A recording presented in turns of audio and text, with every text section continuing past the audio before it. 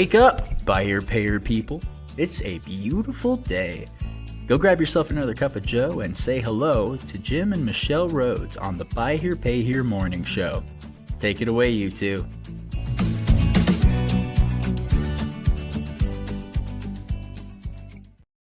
Oh, goodness gracious. Good morning, everybody. Happy Wednesday, y'all. Happy Wednesday. It's Wednesday. It's Sure so is, close to Christmas. I was just thinking yesterday as I was looking through the calendar, I thought we should probably record something because Christmas is Monday. And that's a morning show day. And I don't know about you. I don't think any of you guys are probably going to be on and listening, but we will get something broadcast for Monday. Yeah. Maybe a special holiday message. Maybe a special holiday Got a lot of message. stuff right here at the end of the year. Michelle and I need to get our heads together on the calendar. We've not been doing well. We've been up and down with the flu. And so hopefully Michelle had a pretty rough day yesterday. But anyway, hopefully we're going to be able to get some time and kind of plan out the rest of the year because we've got a lot of stuff going on that we look forward to bringing to the show. It looks like Friday we'll do conversation around WEOs. That's the target topic for Friday. So I'm going to try to find some dealers to come and join that conversation. So if you would like to be a part of the morning show, I'm especially reaching out this time to folks who've never been on the show. Yeah. So I'm going to try to find, so if you've never been on the Buy Here, Pay Here morning show, Michelle's a lot nicer than she seems. And because I'm such a bear. And it's funny because we had one of our colleague friends, Anna Maria, was on the show a week or so ago, and she was so nervous, and I was like, it's really okay, and we just kind of chat, and it's no different than a Zoom call if that's all you're focusing on is just the screen and stuff. And she's referring to Anna Maria Beck of Digital Attention Online, and so that shows you, Anna Maria, that you're famous.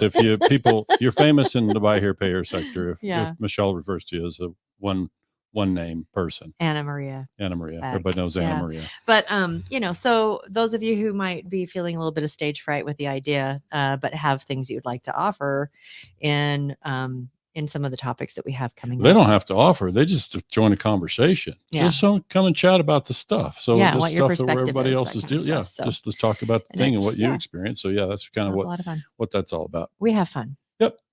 So shall we get to today's topic? I think that's a grand idea. Okay. So the theme of the day is how to say no. And of course, we're on a White Hat Wednesday. So we're talking about how to do that in a white hat dealer way. So for those listening for the first time on that subject, I mean, white hat for us is kind of the quote unquote good guys and good gals. And in this case, how do we say no to our customers and still, be able to accomplish the end goal and play the long game and have the customer be successful and happy. And, and so I think, you and I might talk about before we dive into all this. I know you come from a customer service background and, we've all heard this thing about the customer's always right, which, by the way, that's not what I train. So, when we do training, I don't say that the customer's always right. Can I rephrase that? It's not the customer's always right, but the customer's feelings are always valid. Okay. That's fair. And so, it's like, that's part of what the conversation that we're going to talk about is that the customer's feelings are always valid. Yeah. And then I say the customer's perception is our reality as the business owner. That is closer to the reality. Yeah. So it's perception. It's what they perceive and what's really has them upset. Like this is their lens they're looking through. And so whatever has them genuinely upset, that's our reality. We got to figure out what that is and obviously try to resolve it. And I think, if you take the position that the customer's always right, which we've heard in the retail sector and across, customer relations for many years, is like, I think we can do better than that. I think we, it's not that the customer's always going to be right because that would make us have to always say yes to the customer. That is a dangerous and slippery slope. And expensive.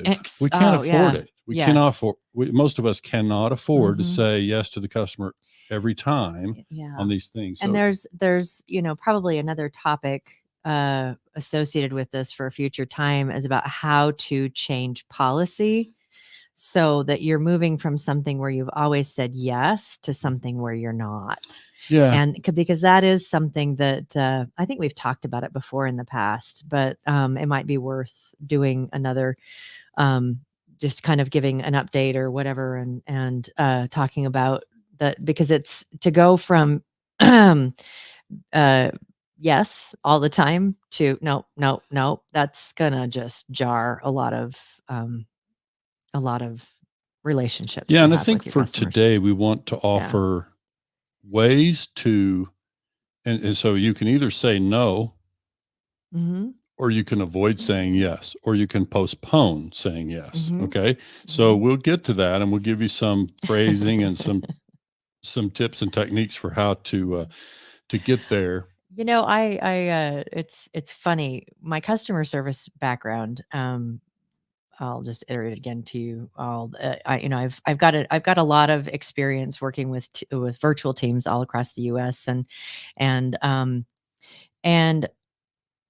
it's yeah.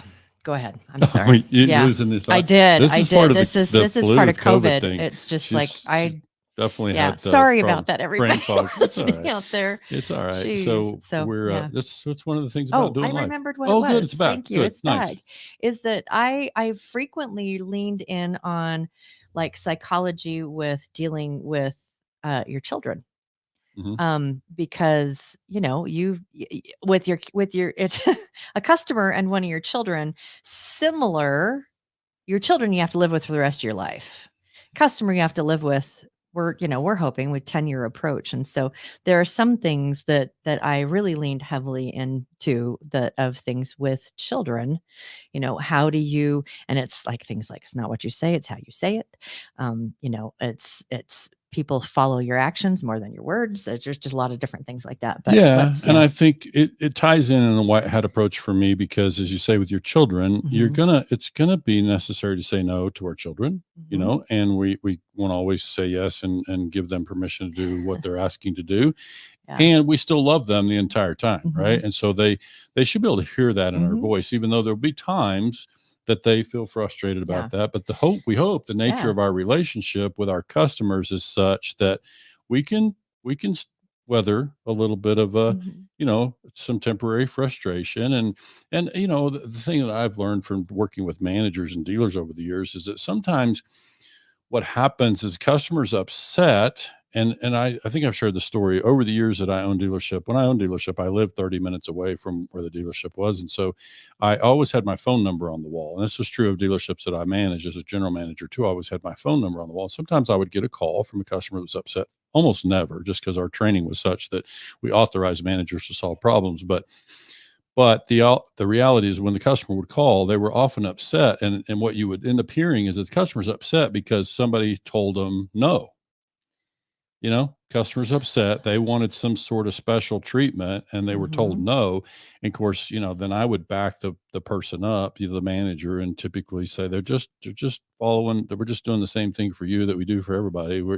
And so, yeah, unfortunately, I'm, the person that the manager that you're dealing with at the store has the authority to solve that problem. So I would just recommend, get back with them and work something out.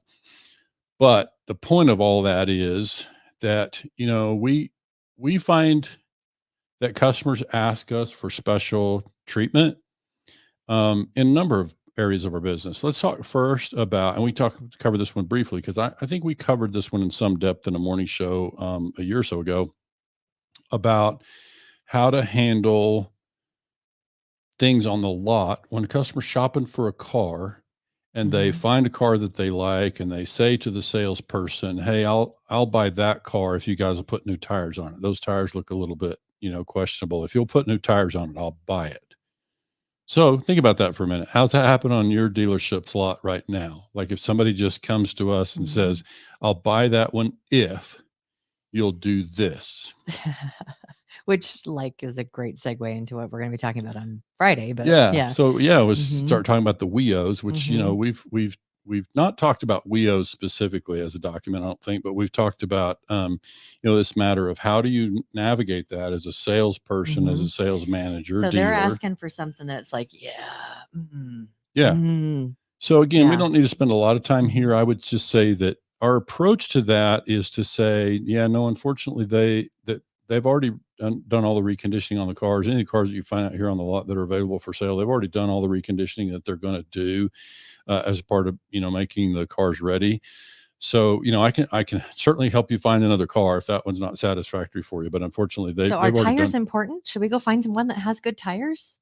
Yeah, Yeah, we can do that. I just mean the point yeah. is really that I the I call it repairs as a condition of sale. Mhm. Okay. So in that case, how would we address that? We would simply say Mhm. no. And I think we have to have that answer ready about. And by the way, this approach, as we talked about in some depth before, is that approach really only works well if we really have done that. If we really have conditioned the cars in a way that we can feel sure that's Mhm. enough.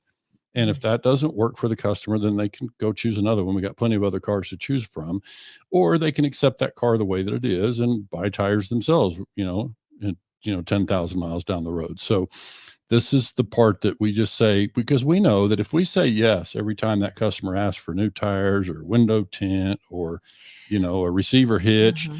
we just go broke. I mean, we Well, and just you it spend sets so much it money. sets a tone Right. for the rest of the relationship Sure does. too. Because when you do it at the beginning, and then you're not willing to work with them in a way like when they're having a problem with their car, something's broken, or if they're having a problem with the payment or Right. whatever, that it's a really one of the things that we teach a lot is that the whole it's about shifting responsibility for the vehicle from you to the Right. new owner. Right. And if you're willing to do a lot of WEOs, then you still own it. Yeah, I mean, that's a good point. I think we have other reasons for not wanting to do Mhm. WEOs, which we'll cover on Friday. But I want to get feedback from dealers. Like we Mhm. have our own experience, obviously, and we're happy to share what Yeah. we've experienced and what we've learned as being a dealer myself for 7 years and managing plenty of good size, higher volume operations. And so when you have that experience, I'm happy to share what we've learned through that experience and through working with other dealers.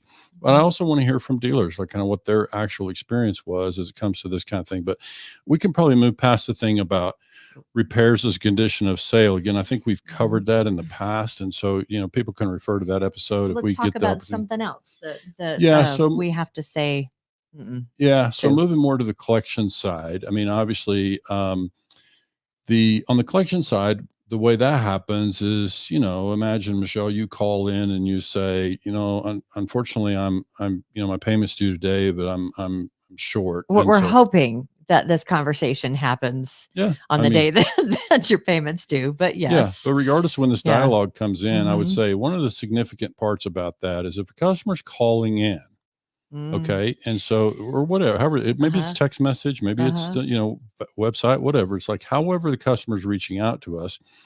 Let's first recognize when the customer reaches out to Say us and says, exactly. "Hey, I'm running a little bit short. Can I get an extension? Can I pay double next time?" First of all, let's recognize before we respond. Yeah, yes. Before you start going into the thing, there is something that, and this goes back to the the children kind of thing. It's like, what do Yeah, you say? yeah, You say, that they're "Hey, thanks. yeah. Thanks for." And even if you don't say it in those words, you first have to recognize that the customer's doing what we asked them Mhm. to do, which was to communicate, contact us when there's a problem. And so I think it's important for us to meet that with, an Appreciation. appropriate, Mhm. what's that? With appreciation. Yeah, recognize it. Hey, I Mhm. appreciate you contacting us. So what's going on? What's causing you to be So what short? I heard you just do, thank you, and then curiosity, not judgment. We're not gonna say yes or no, but it's thank you so much for calling. Yeah. We really appreciate when when you call before your payments due or whatever to make these arrangements. And so, what's happening? What's There, going on? I would say there are kind of two words that I'm trying to avoid here. One would be a hard no, Mhm. and the other would be an immediate yes. Mhm. Okay. So because what's the price? If I say yes, sure, no problem. You've been good. You've made 10 payments in a row on time. No problem, Michelle. Let me go in the system and I'll make a note that you're going to pay double next time. Well, if that's that easy for the customer, then guess what? you're going to get a lot more of those kind of requests going forward. You're going to see a lot fewer on-time payments. And so, and I'm not suggesting that the customer is not ultimately going to get that extension from me, but what I'm going to do a little bit differently is I'm not immediately going to say no. I'm not immediately going to say yes. I'm simply going to dig in a little bit, and I'm going to say, so, oh no, I'm sorry to hear that. What's causing you to be short? And so I'm going to dig in a little bit. I'm going to find out. Compassion and curiosity. Yeah. Yeah. And and also as I'm talking to them, I'm looking up their account record, and I'm kind of checking to see, and I can see that they've made, 5 biweekly payments on time in a row. And so you know what Maggie would tell us to do too? What's that? You know what Maggie would tell us to do? What's that? It's like, oh, thank you so much for calling. I'm so sorry to hear that. Before we, and then asking a couple of questions. So are you still here? Are you, at this address? Yeah. And just doing a couple of verifications, and then, I forget what Maggie calls that. I call it securing the account, but especially just securing the records, updating the information, and verifying as a condition of moving forward, and say, well, let me have a look at your account and see what's going on. So what's causing you to be short? And then I'm going to hear the customer story. I'm going to be quiet and listen. And then when they say, well, I missed some hours because I was sick, and so I'm going to be a couple days short. Oh, I'm sorry to hear that. So can I ask you, is there somebody that you might be able to turn to? Because, we're obviously, I can see that you've made, several consecutive payments on time. Obviously, you'd like to be able to keep that string intact. And so is there not any place you can turn to be able to get some help, to get some cash to be able to make the full payment today? And so we can avoid, having you fall behind here. And so the customer's not getting an immediate yes from me. But what you're doing is you're saying, unfortunately, well, you don't even have to say yes or no, but it's like offering options, offering suggestions, offering like a collector stepping into problem solving and being, like someone that's there I'm here to help you solve the problem. Sure. And obviously they're there to collect money, right? But they're there to help solve a problem. And so that whole idea of listening to what it is that's happening and reiterating, which we did not talk about, is reiterating what the thing is, offering compassion about that, and then starting to offer solutions. Right. Things and before you get to the yes or no, we're going to do it, but start offering, be a problem solver, be a helper. And the first way to solve a problem is to fully understand the problem. So I got to inquire, I got to learn what's going on. And like you said, update the account, verify, let me see, let me look at your account. Let me go ahead and get an update on your account. Are you still, I see from a caller ID, you still have this number, and is your address still, or actually the better thing is, let me get a verification on your address. What's the street address where you are now? And so, I don't have to make them go through the whole address, but because I'm sensitive to people's time, they're busy just like we are. And so I don't want to keep them on the phone a terribly long time. It doesn't take very long though. But really I also I need to recognize the price that we pay as an operation, that I pay as a collector, when I immediately just say yes, because it's within my authority to grant them 2 weeks. So I just go in the system and say, customer's not going to pay $200 today. They'll pay $400 next time. That's so easy for me. That's the path of least resistance for me as a collector. But it's just really important to understand the price that we pay for that. So in training, I often ask collectors, it's by the way, years ago, I stopped doing training for collectors when the dealer's not present. And that's because why is that, Jim? Accountability. It's because of what we're talking about here is like, if I'm going to go the path of least resistance as a collector, sometimes depending on how my pay plan is written, I obviously just want to be able to hold the customer accountable, because let's imagine the customer's paid, they just bought the car, 5 months ago, they paid their biweekly payments on time 10 times or whatever that is.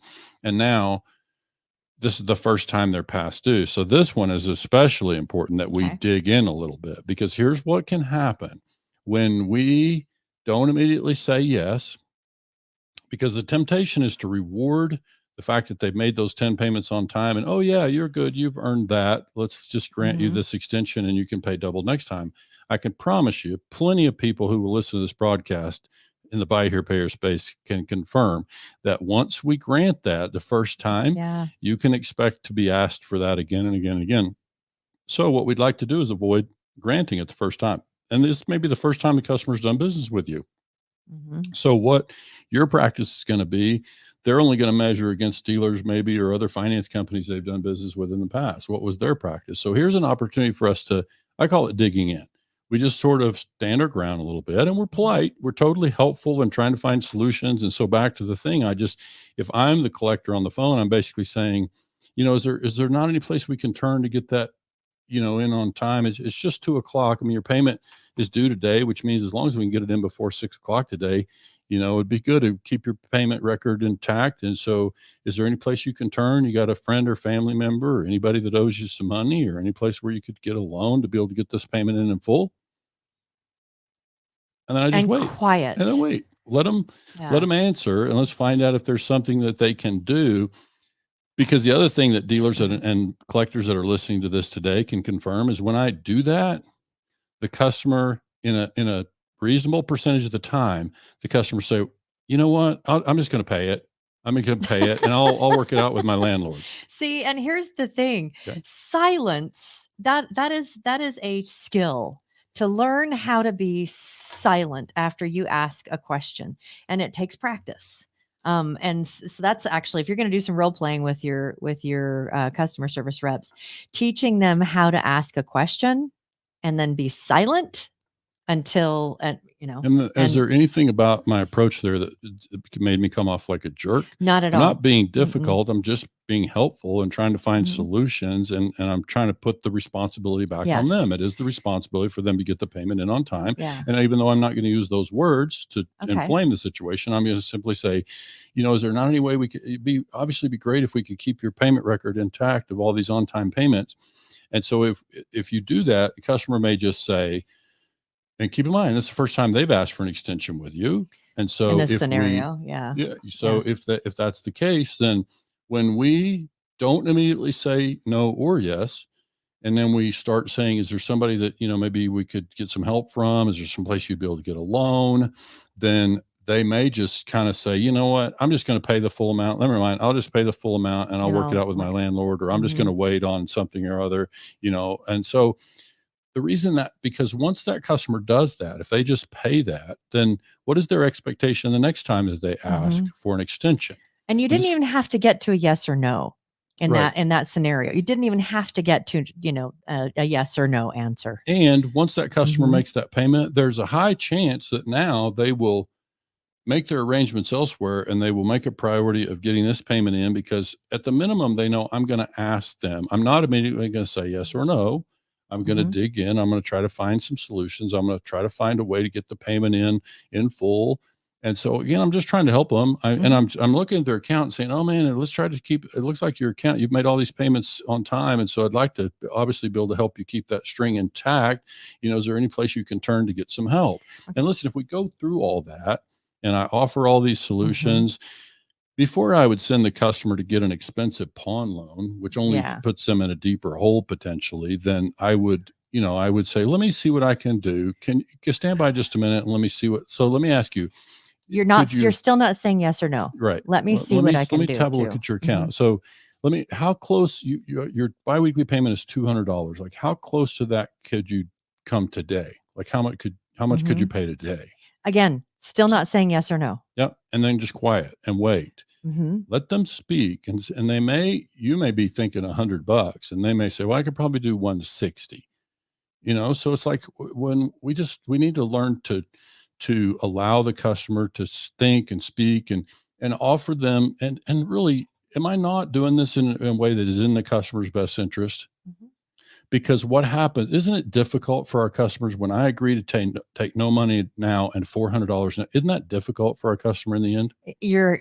You're tying them. They're tying their hands. They're getting themselves in a deeper hole, which we know Mm-hmm. becomes difficult for them. So often my approach to this is done. And even though I may not use those words, I may not say it exactly to the customer, in reality, my approach is I know that I'm doing this to ultimately help the customer, right? I know that if I can keep them from digging too deep a hole, that will be in their best interest too.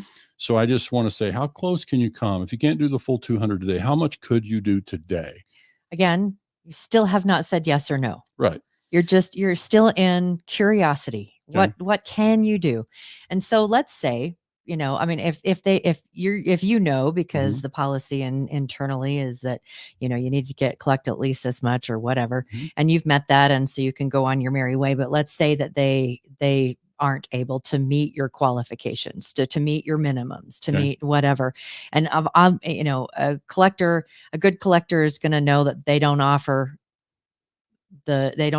right out of the gate. This is what we can do and move on. So they're going to see what they can do. So let's say I can't do it. I just had to do X with Y. My kid ended up having to get stitches. I don't have health insurance and I have no money. I've got like $5. Oh man, that's rough. Okay. So let's do this. Would you be able to get me with the money that you spent to do that? I think I can get you some help if you can get me a copy of that. Like if you can somehow get me you can text it in or email it, whatever. You can just snap a photo of the receipt from your phone. It's fine with me. If I can get some sort of proof, then I can use that information. We can try to get you some relief. Okay. You still haven't said yes or no. No, I always said, let me try to get you some relief. Yeah. Okay. So, and I haven't said how much relief. I'm basically saying, Let's see what we can do. Yeah, let me see what I can do. So, but I'm also putting the burden back on them and their responsibility to do their part. I'm happy to try to help. So again, now you're starting to get into philosophical things, and people's practices out there in the buy here, pay here space are going to vary in terms of this. We're advocates for documentation, verification, because if the customer can prove that the story that they're claiming is legitimate, then we can bend over backwards to help them. And if they can say obviously if they can show that they had to put a new water pump in their car and they can bring me a receipt from the shop that says they had to put a new water pump, I'm going to be willing to step up and do what I can to help. Yes, technically it's still their responsibility to do both the water pump. Obviously if it's out of warranty or whatever, it's their responsibility to do both the payment and the water pump. But I'm going to work with people, especially when they're doing their part. So what have they done to earn that? They have communicated in the way that we asked. They've provided the documentation to verify the story. Because as we always say when we're working with collectors is if we just allow the customer to tell a story and buy time, you're going to get lots of stories. There's a lot of people that are really good at that. They are. And it's part of how they've landed in that spot is just buying time and kicking the can down the road, and the hole gets deeper and they find themselves in a repo situation or whatever. So we just know enough to know, and our listeners know these are things that we can avoid. And of course, here we are having this conversation just days before Christmas. And so, we obviously advocate for being flexible at Christmas time and it really being proactive, like getting out and reaching customers ahead of time and trying to work out stuff so that we don't find ourselves with a huge delinquency report, days after Christmas. But I think the point is still the same. We want to have the same practice. We want to think long-term and we want to recognize the price that we pay and that the customer pays when we just easily let them tell a story, grant them time. Sure, you can have another 2 weeks. Let me put these little keystrokes in the computer and boom, you got 14 extra days. And so that's so easy. And so we can see this is just human behavior that we're talking about, right? And so we're naturally creating a scenario where the customer is going to want and expect that in a way again and again. So we got to be careful to make sure we're able to hold the customer accountable to what is agreed. And then we want to read that. Yeah, it says Facebook. I don't know who it is. Facebook user. I love it. 15 years in the business on the franchise side. My retirement dream is to run a buy here, pay here the way you do it. Nice. Your posts have been very helpful, and to learn more about this side of the business, I think it's important to be able to assist customers in a way so that you can be as efficient as possible and keep the financials healthy. So that's our financials healthy. And that means, thank you for that. Yeah. Thanks. Facebook that's very user. kind of you. I think we were just really looking to be able to help the customer to be successful. And we know sometimes the way to help the customer be successful here is we need to say no. Well, okay. And so that's, obviously let's reiterate the compassionate.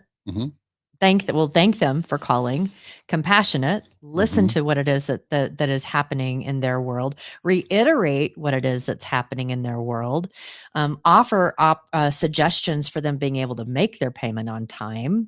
And then if there's something that they simply don't have the money, then offer the option or the opportunity of like, well, if you can get me the documentation, let me see what I can do, without actually getting a solid yes, a solid no. You've got some people that it's human nature. I'm not going to go into that. It's like, no one likes to get caught in a lie, but that happens sometimes. And so you might get an irate customer or whatever, but there's going to be times when you have to, it's like, we can't seem to meet where it is that you want me to meet. And so how do you handle that? Yeah. And I would say one is, the word no, it goes back to that child psychology thing. The word no, how many kids when you're like, no, and then they throw a temper tantrum or whatever.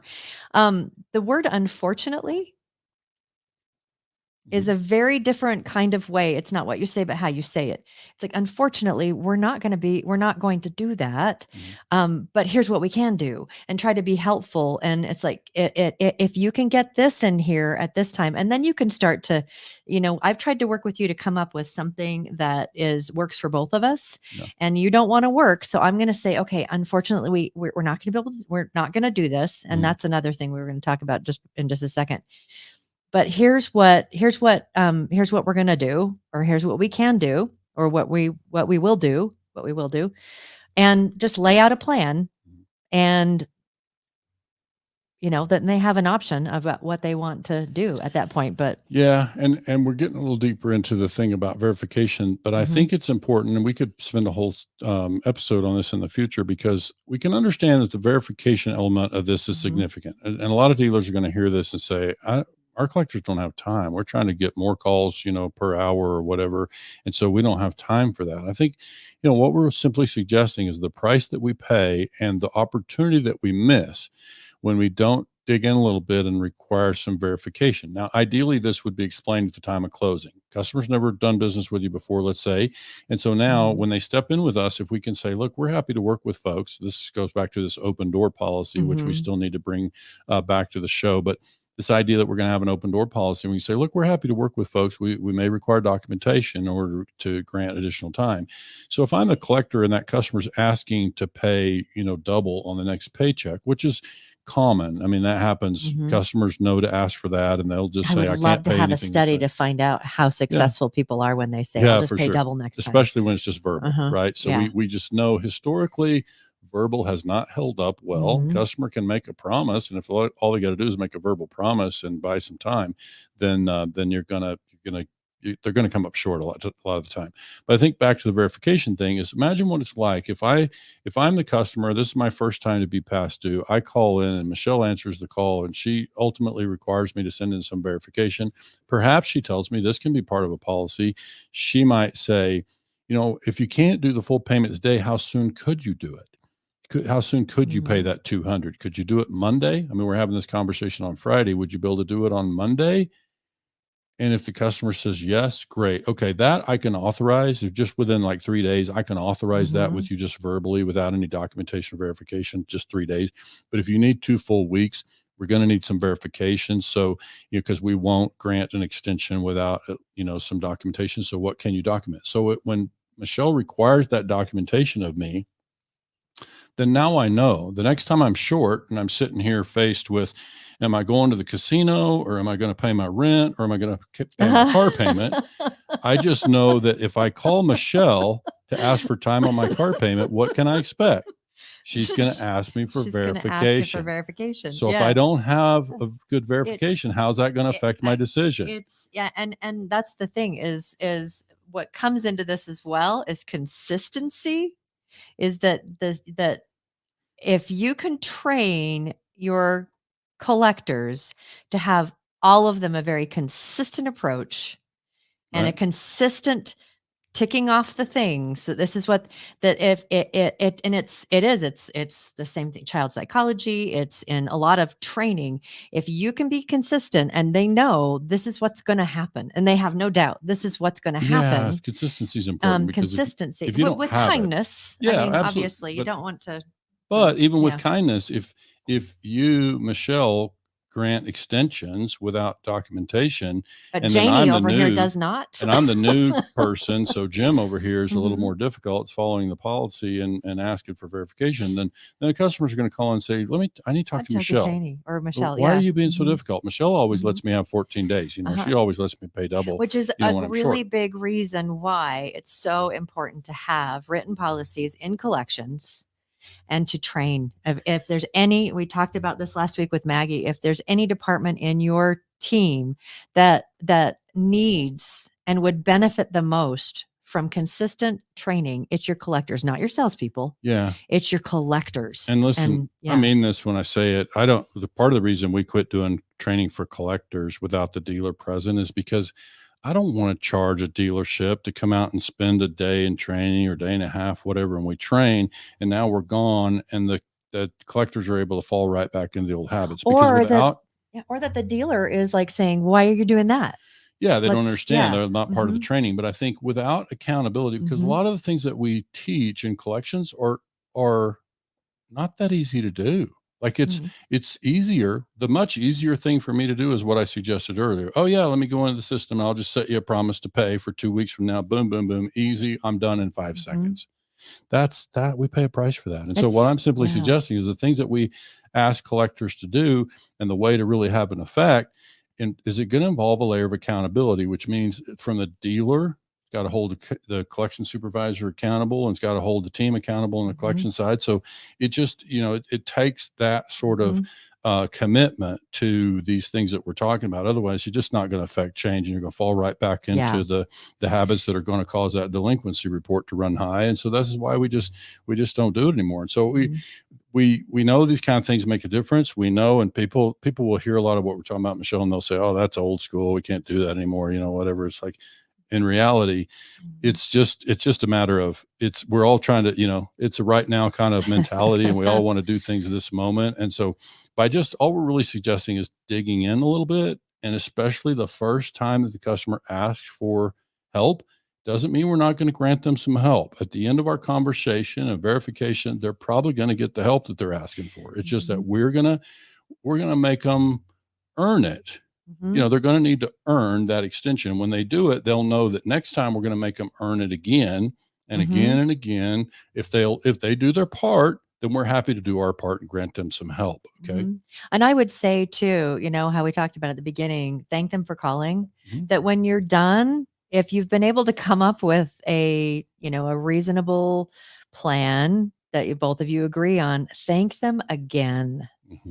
Leave the conversation with a thank you. Thank you so much for calling, and thanks so much for working with us to get this taken care of. And thank you. And that also leaves, it's kind of your sandwiching. I appreciate you, and I appreciate you. And that, we hear all the time, dealers say, we don't feel like we have a connection. Well, thank you. And please. And, being curious and not judgmental, really great way to get connection with your customers than being quick on the draw with no's or quick on the draw with yeses, because you're either going to be a pushover and it's going to cost your dealership a lot of money, or you're going to have no one's going to like you. And it's not that, it's not a popularity contest, but it is important if you're going to be trusted that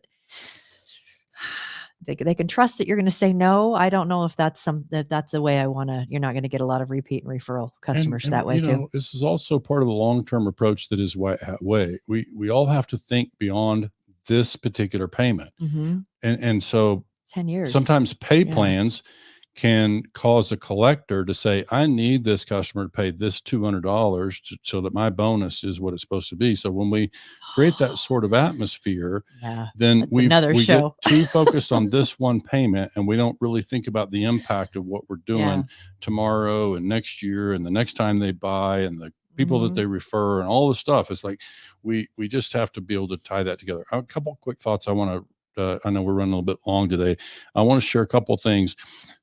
I want to think about the difference between the words can't and won't.